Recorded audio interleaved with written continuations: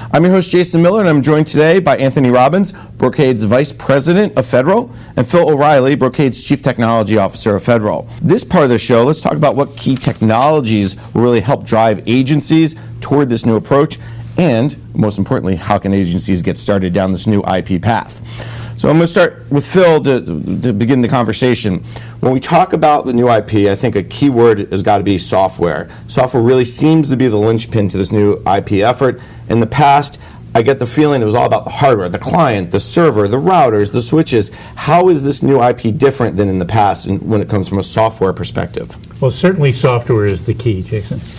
We have already software virtualization at the application layer, and now we're pushing those kinds of technologies down into the network itself. It impacts the network in two ways. The device itself can be virtualized.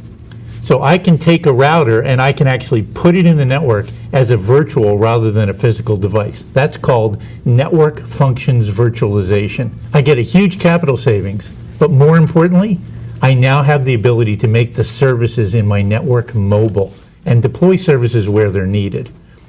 The next manifestation of software in the network is software-defined networking itself.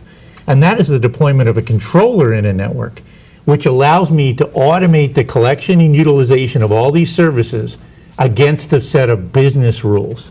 So I can influence devices through interfaces with software, and I can also control them through a new kind of application that drives through the software-defined controller.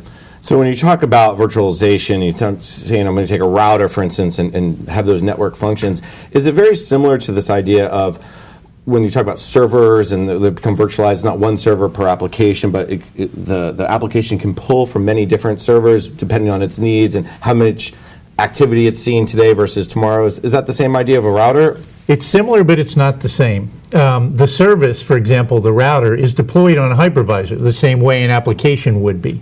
But how it's used and where it's used in the network could potentially be very, very different. So we have this best of both worlds.